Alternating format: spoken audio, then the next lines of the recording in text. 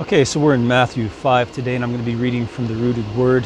I'm going to show you how, for Jesus, purity of heart was absolutely critical.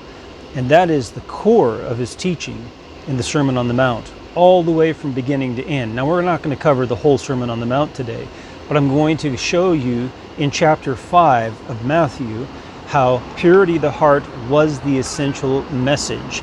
Now you can go see these other videos that I've already made on the Sermon on the Mount chapter 5 of Matthew. We've got about 7 videos already covering this and going in depth teaching throughout the whole chapter. We'll be following it up with chapter 6 soon also, and then 7, so we can complete that. Today we're talking about purity of the heart in Jesus' teaching on the Sermon on the Mount chapter 5. So he starts out with these lists that he says, supremely blessed are the ones, etc., etc., etc. And he has 9 of them. Now you can count them yourself, there are 9 of them. It says, staring intently at the throngs, he steps up into the mountain, and then he sits down and starts teaching after his disciples approach him. So in verse 3, we get the first supremely blessed. The ones crouching down from a fall, about to fly away, poor in the spirit, that the royalty of the heavens is theirs. So, what Jesus is going to be focusing on are all of those who have some quality in their heart that indicates that there's a purity of heart that's there. And that purity of heart is being blessed with something. In this case, the royalty of the heavens being theirs. Verse 4, supremely blessed are the ones grieving. There's a purity of heart when you're grieving. You're turned into sincerity during grief. Grief has that ability to purge our hearts and make them sincere. So it's kind of the beginning of a process of purging the heart. So you got to let it happen. Otherwise, if you don't let it happen, well, it's not complete. So it says, blessed are the ones grieving, that they will be called alongside, like consoled or comforted. Verse 5, supremely blessed are the mild ones, that they will inherit a part of the soil of the earth. The mild ones, mild in heart. And then it says, supremely blessed are the ones pining from toiling for daily sustenance, thirsting for the equitable justice, that they will be supplied food of a courtyard garden in abundance. Now notice that there's equitable justice in that they are fed. If they are not fed, then it's not equitable, it's inequitable. It's not justice, it's injustice. And so they are pining, they're withering away, pining away, while toiling just to try to make ends meet so they can eat. And those people have a purity of heart that is amazing. And if you've ever met someone who is diligently working their fingers to the bone just to try to get enough to eat for them and their families, and you talk with them, you'll know that they've got this sharpness of spirit, like this focus, where they know exactly what is important in life. And so they have a kind of purity of heart. Verse 7, supremely blessed are the compassionate ones, that they will receive compassion. Compassion, that is core to what drove Jesus to the cross for us. Very important. Then verse 8, supremely blessed are the purged, clean ones in heart. Here it is where it says directly, in the heart, that they will stare at to discern God. They will be able to discern God when they stare at to try to discern Him. They'll be able to perceive God. This is why it is critical, if you cannot perceive God, if you cannot hear God, if you cannot detect when He speaks, when He directs, that you focus on the purity of your heart.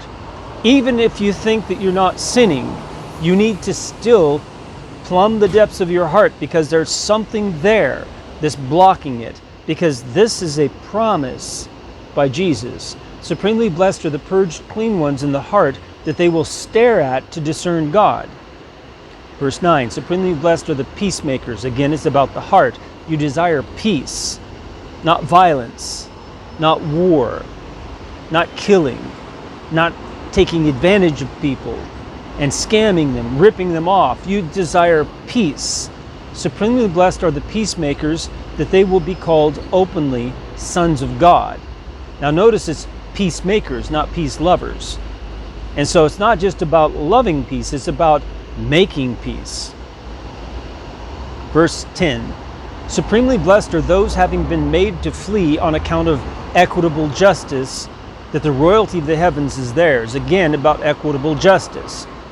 They have been made to flee because of equitable justice. Well, how can you flee because of equitable justice? Except that you are seeking equitable justice and trying to do it, and that there are forces who are trying to stop you and trying to murder you or torture you or prevent you in some way by imprisoning you, for example, while you're trying to do equitable justice and they are trying to stop you and do something bad to you and your family.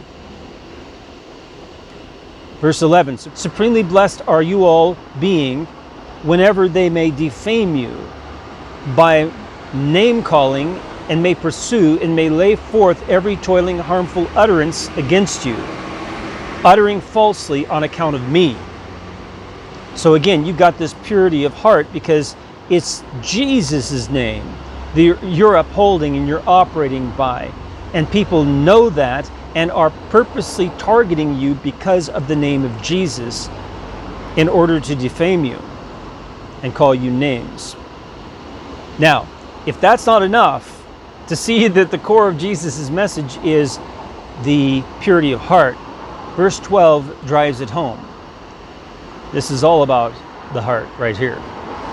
You all must be, that's a command, cheerful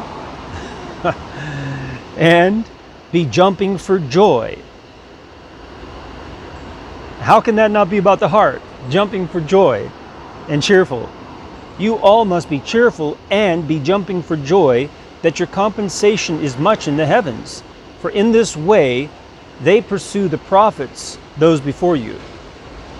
So you're in good company, because they did the same thing to the prophets.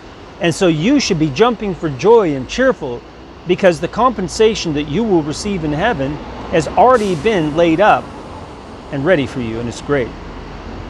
More about the heart. You are the salt of the earth, but in case that the salt may have its mouth shut up as a foolish simpleton, in other words, you don't express that joy and purity of heart, but you shut your mouth, in what way will it be salted? You'll lose your saltiness. It is holding its force not even in one thing, into one thing.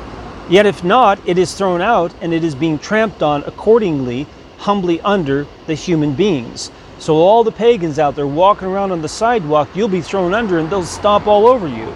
That's what Jesus is saying. Verse 14, you all are being the shining of the whole collection of individuals.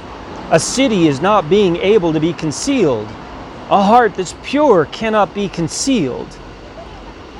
Lying itself outstretched up upon a mountain so that all may see. They are not even setting on fire a lamp and placing it under the bushel, but upon the lampstand, and it is radiating brilliantly to all those in the dwelling. And so your heart that is pure can't help but radiate brilliantly, so everyone sees and knows you have a pure heart.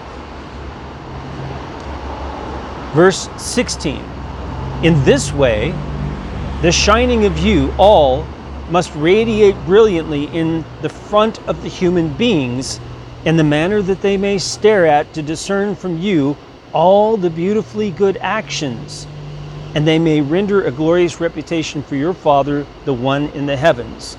Now notice that the radiating of that pure heart is through your good actions. Yeah, all those good actions must radiate that purity of heart before the human beings, so that, as it says, they may render a glorious reputation for your Father, the one in the heavens.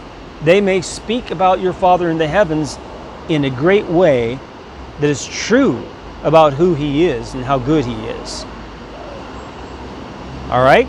Then he goes into filling up what was lacking in the law by focusing on the heart in order to prevent the flesh from even getting close to committing these sins, like murdering, adultery, etc.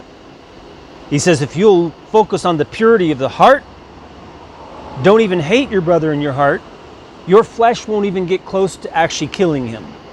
If you focus on the heart and don't even think about a woman, of taking her in intimately to you through her beauty, then your flesh will not even get close to committing adultery with her. So, now I hope that you see, and it goes on, all the way to the end of the chapter, of dealing with the heart, the purity of the heart, so that even when your enemies want to do bad to you, that to keep your heart pure, so that there's not even an iota, not even a speck of inequity or injustice or possibility of it, a possibility of doing injustice or inequity, that you do good to those who are doing evil to you, who are persecuting you. And when you do good to them, there is no possibility of doing anything inequitable or unjust to them. Even if you think that it's just and fair in order to retaliate, if you do not retaliate and you do good instead, you have nothing that you've done or even thought in your heart that you can be blamed for. That's Jesus's trust in his message, is to purify your heart completely through and through, so that you are blameless and spotless before God. May the Lord bless you as you seek him with a pure heart.